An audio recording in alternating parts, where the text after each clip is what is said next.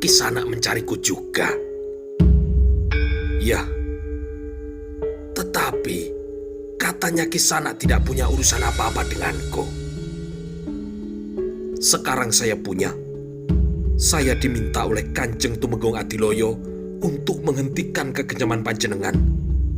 Sudah terlampau banyak korban panjenengan, jawab Suratipo yang sengaja memancing Sisiung Setan dengan menyebut nama Tumenggung Adiloyo yang aslinya adalah orang yang menyewa jasa dari Sisiung Setan.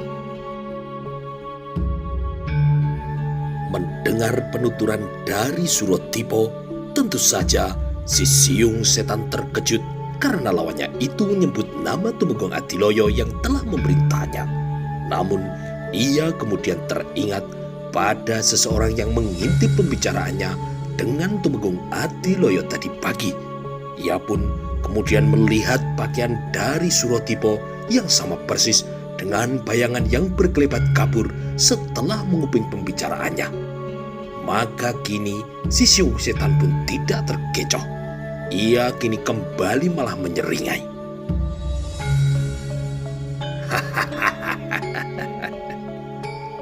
Jadi kau yang mengintip pembicaraanku tadi pagi dengan Tuan Tumenggung.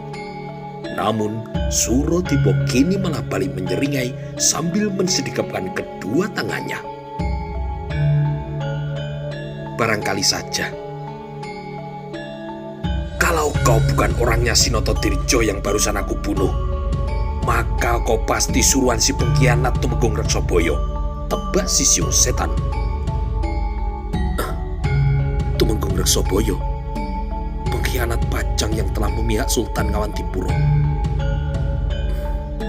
Menarik juga, karena sampai sekarang Reksoboyo masih buron, dan sayangnya aku tidak pernah tahu wajahnya. Kalau Tumenggung Adiloyo menggunakan jasa Siung Setan, apakah mungkin yang menggerakkan kelompok kelelawar hitam adalah Tumenggung Reksoboyo? Baiklah, aku akan mengorek semuanya, pikir Suratipo. Kenapa panjenengan terdiam? Maka berarti benar toh, kalau sampean itu orang suruhan Reksoboyo, gertak Sisiung Setan. Sampean tidak perlu tahu itu, sebab sebentar lagi sampean akan segera pergi ke neraka. Ejek Suratipo. Kita lihat saja siapa yang akan pergi ke neraka terlebih dulu, pungkas Sisiung Setan yang kini membuka serangannya pada Suratipo. Siung Setan kini mengirimkan serangan-serangan maut dari tangan dan kakinya pada Tumenggung Suratipo. Maka kini Tumenggung Suratipo pun meladeninya dengan sangat berhati-hati karena ilmu kesaktian lawannya kali ini tidak bisa dianggap enteng. Si Siung Setan langsung mencecar Suratipo dengan serangan-serangan yang mengarah ke bagian-bagian tubuh yang vital. Saking hebatnya tenaga dalam dari Siung Setan, angin pun kini berseoran seolah angin badai kini sedang bertiup keluar dari setiap gerakannya. Ranting-ranting kini berterbangan, daun-daun berguguran, dan pohon-pohon di rumah bekas Ki Margoloyo pun kini langsung bertumbangan karena terkena pukulan atau tendangan dari Sisiung Setan. Tiba-tiba saja gerakan-gerakan dari Suratipo langsung berubah. Suratipo yang tadinya hanya selalu menghindar untuk mengukur tenaga dalam dari lawannya dan juga mencermati pola serangan-serangan dari lawan, kini mulai membalas serangan-serangan dari Sisiung Setan. Bahkan ia juga tidak segan-segan lagi apabila harus berbentrokan tenaga dalam dengan lawannya itu. Pada suatu ketika Siung Setan mengeluarkan seruan tertahan ketika pukulannya kini ditangkis oleh tangan kiri Tumenggung Suratipo. Tidak pelak lagi, terjadilah bentrokan tenaga dalam di antara mereka. Ia terkejut karena ternyata tenaga dalam Suratipo berada satu tingkat di atasnya. Akibat dari bentrokan tenaga dalam itu, si Siung Setan kini menjadi sedikit lengah. Suratipa pun kini memanfaatkan kesempatan itu sebaik-baiknya dengan mengirimkan 3 tendangan beruntun dalam jurus jaran ireng yang bersarang telak kini di dada dan rahang siung setan. Si jago dari Gunung Wilis ini pun terlempar jatuh ke belakang, namun ia tidak terluka sedikit pun juga. Saat itulah Ki Demang Serandil tiba di tempat pertarungan tersebut. Ia mengintip jalannya pertempuran antara 2 jago sakti mandraguna ini. Ternyata ilmu Aji Tameng Wojonya memang hebat. Aku tidak bisa menembusnya hanya dengan serangan tenaga dalam biasa, gumam Suratipa setelah melihat serangannya hanya berhasil mendorong tubuh siung setan tanpa bisa membuatnya terluka sedikit pun. Bagus Kisana, tenaga dalamku 1 tingkat berada di bawahmu. Kau berhasil kini telah membuatku semakin penasaran. Geram si siung setan. Baiklah, kalau begitu silakan sampean keluarkan semua kemampuan terbaik sampean, jawab Suratipa dengan tenang. Baik anak muda. Siung setan pun kini kembali menerjang dengan kecepatan kilat. Suratipa terkejut ketika ternyata musuhnya ini yang tadinya bertangan kosong kini tiba-tiba sudah menggunakan tasbih mautnya untuk menyerang. Bagaikan guntur di siang hari, pria paruh baya bertubuh tinggi bongkok itu melesat bagaikan lecutan kilat. Suratipa pun kini terkena lecutan tasbih dan langsung terlempar ke belakang. Namun untunglah jago dari Mataram ini bisa langsung menguasai dirinya kembali meskipun dadanya berdenyut sakit dan darah mengucur dari sela bibir dan lubang hidungnya. Ia pun kini berjumpalitan di udara lalu mendarat di bumi bagaikan burung yang hinggap di atas pohon. Angin dingin pun langsung berseoran akibat kipasan-kipasan tasbih maut dari si siung setan. Ki Demang Serandil yang menonton jalannya pertempuran itu dari kejauhan langsung menggigil kedinginan karena terkena aji singkir bayu milik si siung setan. Giginya berkemelutuk menahan dingin yang luar biasa akibat serangan dari tasbih si siung setan. Sementara itu, Suratipa yang sudah merasakan kehebatan senjata si siung setan pun kini segera menghunus keris Kiai Guntur Geni. Ia tidak mau mengambil resiko dengan melatini amukan senjata lawannya dengan bertangan kosong. Selain karena ia sudah mengira bahwa seluruh aji kesaktiannya tidak akan mampu menembus ilmu kebal milik si siung setan, maka satu-satunya cara adalah dengan menggunakan keris pusaka sakti miliknya. Angin panas yang keluar dari keris yang berlok 7 itu pun langsung berseoran mengeluarkan suara seolah 100 setan sedang menggaung marah bersamaan. Angin panas tersebut melindungi dan bahkan menetralisir angin dingin yang keluar dari tasbih si siung setan. Suratipa pun sekaligus juga mengeluarkan aji lebur sakti yang telah ia warisi dari almarhum romonya. Kemudian tenaga itu ia salurkan pada keris Kiai Guntur Geni, sehingga kini keris pusaka itu memancarkan cahaya biru dan merah yang menghamparkan hawa yang teramat panas dan juga mengepulkan asap putih. Tasbih dari si siung setan kini dapat diubah-ubah sesuai kehendak si siung setan itu.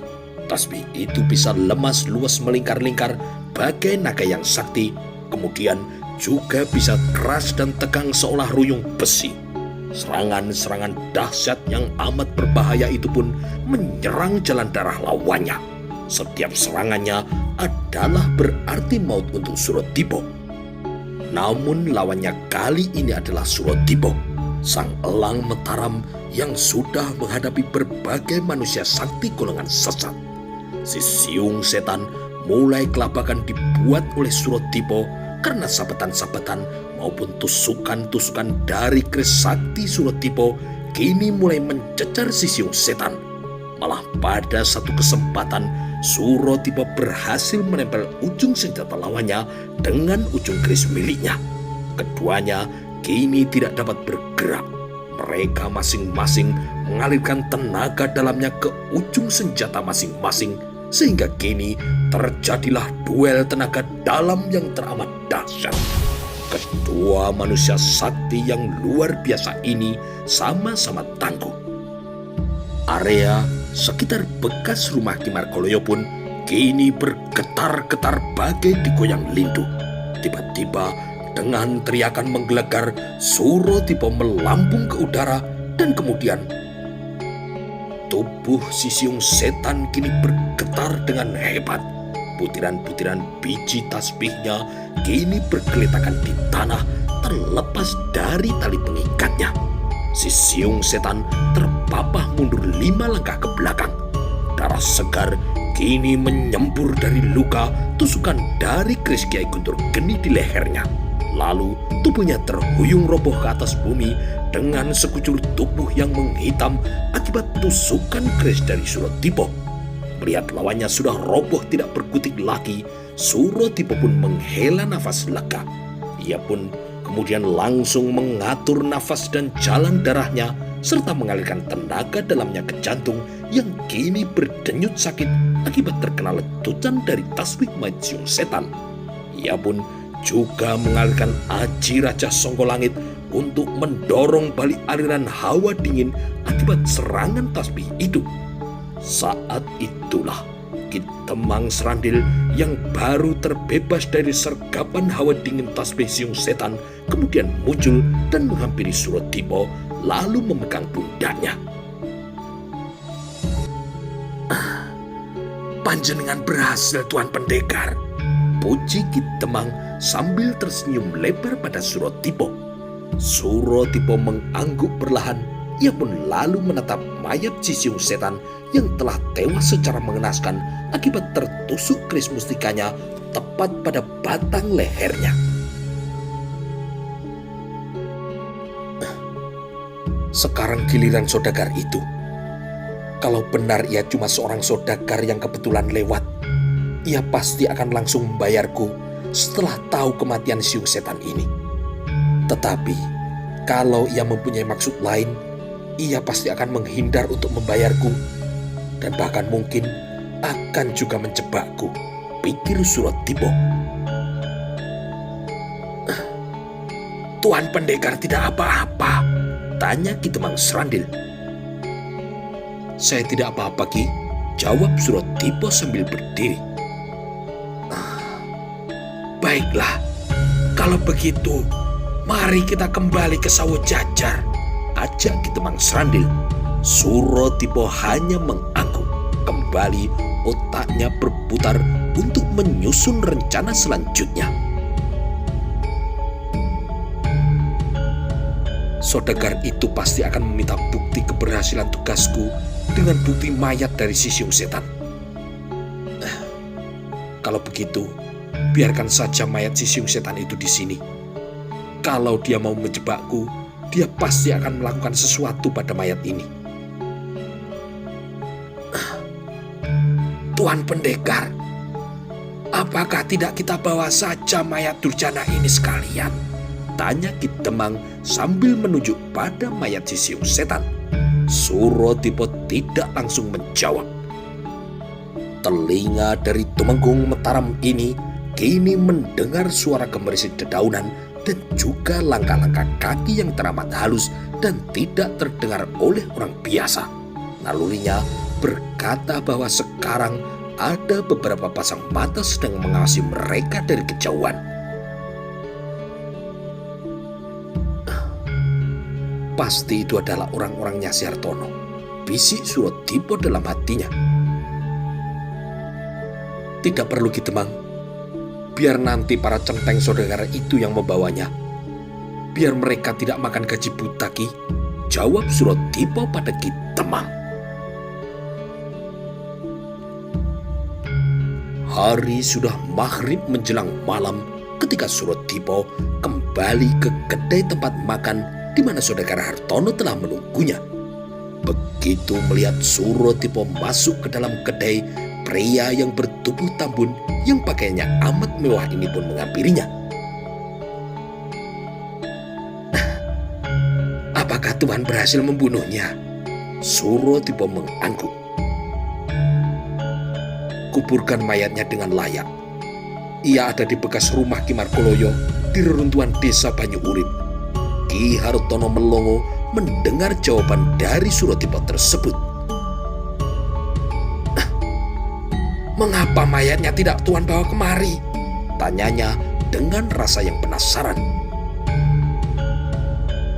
"Apa perlu Tuan?" tanya Suratipa. Tiba-tiba saja raut wajah Hartono berubah. Ia kini menyeringai sinis lalu berbicara dengan keras kepada semua orang yang ada di dalam kedai tersebut. "Dengar semuanya. Apa kalian percaya kalau dia telah berhasil membunuh siung setan tanpa ada buktinya? Pasti harus ada bukti, Ki," seru seseorang. "Iya, mana mayatnya? Seret mayatnya kemari," sahut orang yang lainnya. Seorang kepala pengawal Hartono yang berusia paruh baya dan juga bermata picak ikut menimpali. "Jangan bayar dulu dia, juragan. Siapa tahu dia itu seorang penipu." Suratipa diam tidak menjawab semua kericuhan yang telah ditujukan kepada dirinya tersebut. Ia hanya diam sambil meneguk segelas air putih untuk menghilangkan dahakanya. "Umpanku mulai disantap. Sekarang kita lihat apa yang akan dilakukan oleh gembrot ini selanjutnya," gumam Suratipa dalam hatinya. Tetapi saat itu datanglah Ki Temang Serandil dan berbicara dengan lantang. "Aku yang menjadi saksi." Hartono dan semua orang yang ada di sana pun menengok ke arah pintu kedai di mana Ki Temang Serandil berada. "Aku melihatnya dengan mata dan kepalaku sendiri bahwa Tuan Pendekar ini telah membunuh si siung setan," tegas Ki Temang. Hartono menatap Ki Temang dengan tatapan aneh. Ia kemudian menghampiri Ki Temang sambil kemudian melotot. "Kamu akan dapat bagian berapa dari gembel itu, Namun Ki Temang malah menanggapinya dengan berdecih sebal. "Sebagai seorang Temang di desa ini, aku tidak butuh harta sepeser pun dari Kisana." Untuk beberapa saat Hartono memelototi wajah Ki Temang. Ia kemudian berbalik pada Suratipa dan menunjuk pria yang sedang duduk sambil meneguk air putih itu. "Aku tidak mau ditipu oleh gembel itu." Mendapati cacian seperti itu, Suratipa tetap tenang. Malahan yang menarik perhatiannya adalah lenyapnya si kepala pengawal Hartono, seorang pria parubaya yang matanya picak dan bertubuh tinggi kekar yang kini telah lenyap entah kemana. Suratipa yang memang telah melihat kehadiran pria itu sejak kemarin sudah menaruh curiga juga padanya, sebab ia dapat merasakan satu aura yang mengerikan dari sorot mata si pengawal picak itu. Hawa maut seolah menebar keluar menyeruak dari sekujur tubuh pria picak itu. Namun tentu saja aura dan hawa maut itu tidak bisa dirasakan oleh semua orang awam. Hanya orang-orang linwe dalam ilmu kebatinan seperti Suratipa yang bisa merasakannya. Ia kemudian menatap kepada semua orang yang ada di sana.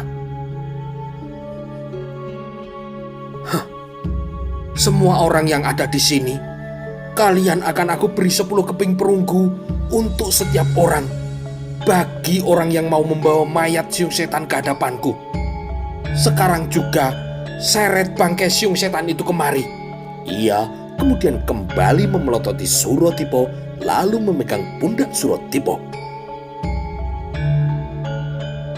"Kalau memang betul pria ini telah membunuhnya dan mayat si siung setan sudah kalian bawa kemari, kalian semua akan menjadi saksi kalau aku akan membayar pria ini sesuai perjanjian. Kalau kalian tidak percaya, ayo ikut aku. Ayo!" ajak Ki Temang dengan suara yang lantang. Maka kini semua pria yang ada di sana pun mengikuti Ki Temang menuju ke tempat reruntuhan desa Banyu Urip. Yang tersisa di sana hanya Suratipo bersama dengan Hartono dan pemilik kedai serta para pelayan kedai yang semuanya adalah wanita. Setelah keadaan menjadi sepi, Suratipo kembali mulai berakting. Ia pura-pura sangat tersinggung oleh perbuatan dari Hartono dan ia pun kini mendengus marah. Kenapa Tuan menyalahi janji? Saya cuma berhati-hati Tuan Pendekar, jawab Hartono dengan enteng tanpa penekanan sedikit pun. Begitu? Tanya Suratipo dengan suara yang bergetar. Mohon maaf Tuan Pendekar, naluri pedagang mengharuskan saya begitu. Kita harus tega untuk curiga kepada siapapun, jawab Ki Hartono sambil menyeringai. Kalau begitu terserah Tuan. Saya sudah tidak berminat pada bayaran yang Tuan janjikan, tanda Suratipo yang berpura-pura amat tersinggung pada Hartono. Naluri saya sebagai seorang pengembara, jangan pernah percaya pada mulut manis seorang pedagang, apalagi seorang saudagar besar, karena semuanya pasti ada pamrih dan harganya. Mereka pasti tidak mau rugi barang sepeser pun, pangkas Suratipo sambil melangkah keluar dari kedai. Ki Hartono pun kini menatap tajam ke arah perginya Suratipo. Suratipo kemudian melipir ke belakang kedai setelah keluar dari kedai itu. Suratipo pun kini melompat ke atas genteng tanpa menimbulkan suara. Dari atas atap itu, ia melihat Juragan Hartono keluar lewat pintu belakang lalu berbincang dengan seorang perempuan pelayan kedai itu. Suratipo ingat bahwa pelayan itu memiliki satu ciri, yaitu luka sabetan benda tajam di tangan kanannya. Rupanya perempuan itu adalah juga antek-anteknya, gumam Suratipo dalam hatinya. Sementara itu, rombongan para penduduk desa Sawojajar dan juga para centeng Ki Hartono terus bergerak membelah malam menuju ke reruntuhan desa Banyu Urip, atau lebih tepatnya menuju ke bekas rumah besar milik Juragan Margoloyo. Mereka bergerak cepat karena selain sangat penasaran dengan kematian dari siung setan, mereka juga sangat mengharapkan upah dari Hartono. Alangkah terkejutnya Ki Demang Srandil dan juga semua orang yang mengikutinya ketika mereka tiba di tempat tujuan mereka, terutama Ki Demang Srandil yang tidak bisa mempercayai matanya sendiri. Ketika itu, suara tawa menggelegar yang disertai dengan desiran angin ribut yang bertiup di bekas rumah Ki Margoloyo. Seorang pria yang bertubuh tinggi bungkuk, berambut panjang dan berwarna putih, mengenakan jubah yang serba ungu, kini keluar dari dalam rumah sambil tertawa terbahak-bahak.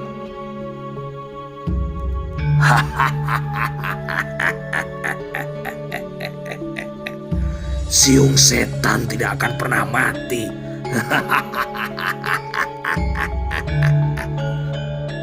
Ki Demang Srandil kini menelan ludahnya karena ia menjadi ketakutan. Semua yang ada di sana pun menggigil pula ketakutan. Meskipun kalau saja Ki Demang atau yang lainnya bisa tidak terpengaruh, mereka akan melihat kalau gerakan dari si siung setan itu sangat ganjil. Seolah-olah si siung setan itu adalah boneka yang digerakkan oleh benang dari atas. Mereka semua lupa bahwa si siung setan tidak akan pernah mengumbar tawanya, apalagi sampai tertawa bekakakan seperti itu. Dan sayangnya, Ki Demang lupa kalau si siung setan telah tewas dengan sekujur tubuh yang hangus bagai tersambar oleh petir karena ilmu kesaktian dari keris Suratipo. Sayang sekali, Ki Demang kini terlalu dikuasai oleh rasa takutnya.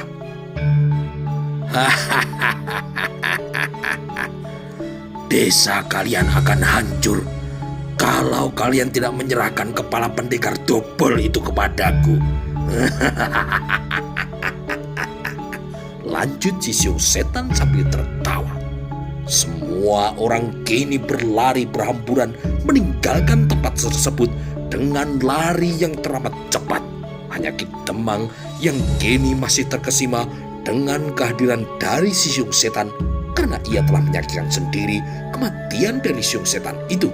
Sehingga ia kini masih sulit mempercayai apa yang telah ia saksikan.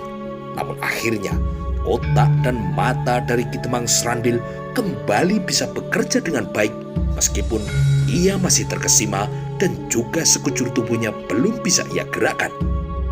Ki Demang Serandil teringat bahwa si siung setan telah tewas dengan tubuh yang hangus. Sekarang pun Ki Demang bisa melihat bahwa tubuh si siung setan itu telah hangus. Akal sehatnya kini berkata, mana mungkin ada manusia yang sudah gosong hangus bisa kembali hidup. Ketika ia sedang terkesima, tiba-tiba tubuh si siung setan ambruk jatuh ke bumi bagaikan karung bolong. Bersamaan dengan itu, dari dalam rumah melesatlah satu bayangan hitam menerjang Ki Demang dengan kecepatan yang sangat cepat. Ki Demang hanya bisa menjerit ketika melihat satu bayangan hitam menerjangnya.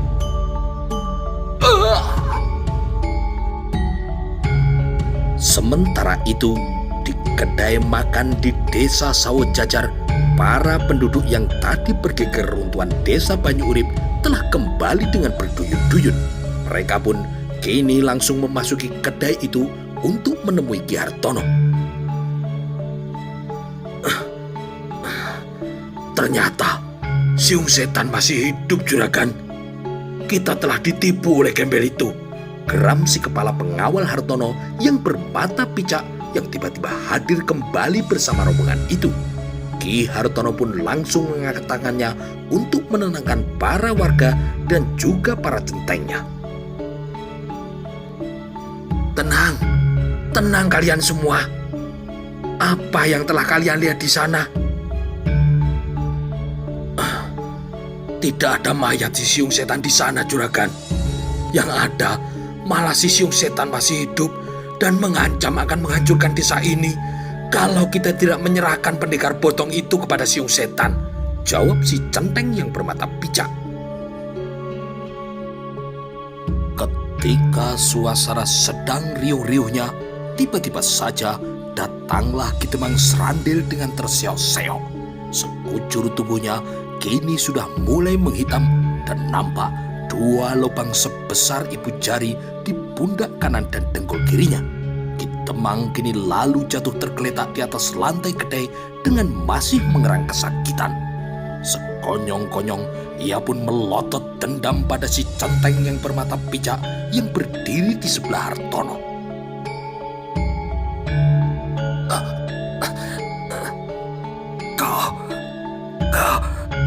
Kau adalah topeng setan.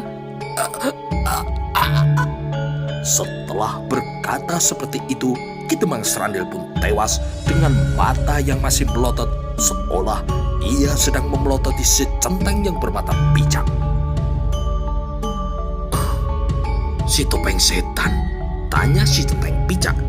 Ia lalu menghampiri mayat Ki Demang Serandil dan melihat luka di bahu dan dengkul Ki Demang. Dengan hati-hati, ia pun mengeluarkan sesuatu dari dalam luka tubuh Ki Demang. Lihat, inilah yang dinamakan mutiara setan. Ini adalah senjata rahasia yang hanya dimiliki oleh si kelelawar hantu atau si topeng setan, serunya sambil mengacungkan dua butir benda yang menyerupai mutiara yang berwarna hitam legam dan mengkilat. Berarti benar, dia telah tewas oleh si kelelawar hantu atau si topeng setan itu, ucap Ki Hartono. Jangan-jangan laki-laki gembel itulah yang bernama si kelelawar hantu atau si topeng setan. Buktinya, selama ini tidak pernah ada yang tahu namanya. Ia tidak pernah mau menyebutkan namanya, sahut si Centeng Picak.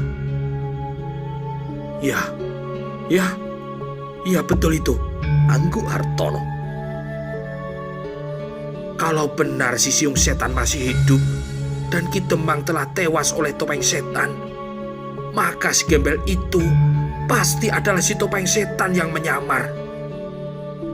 Dia pasti hendak mengadu domba kita dengan si siung setan agar saingannya dalam merampok bisa berkurang. Lalu, kita sekarang bagaimana? Kita apakan mayat Ki Demang ini, Juragan? Tanya salah seorang warga. Kita bawa saja dulu ke Balai Kademangan. Besok baru kita kuburkan Ki Demang dengan layak, usul si Centeng Picak. Ya, itu adalah ide yang baik. Bagaimana para warga? Sebaiknya malam ini kita berkumpul saja di Balai Kademangan. Rasanya akan lebih aman kalau kita semua berkumpul, ucap Ki Hartono. Para warga pun kini setuju dan mereka lalu menggotong mayat Ki Demang Serandil yang telah tewas dengan mengenaskan tersebut. Saat itu pula lah kebetulan ada 2 orang lurah Tamtomo Pajang serta sekitar 10 orang prajurit dari Pajang yang berkunjung ke rumah Ki Demang Serandil. Mereka dikirim oleh Patih Mojonegoro untuk mencari kabar tentang rombongan Tumenggung Sumolangu yang hendak pulang ke Pajang. Mereka pun juga ditugaskan untuk mencari kabar tentang pasukan Pajang yang dipimpin oleh Tumenggung Nototirjo yang telah ditugaskan untuk menumpas si siung setan.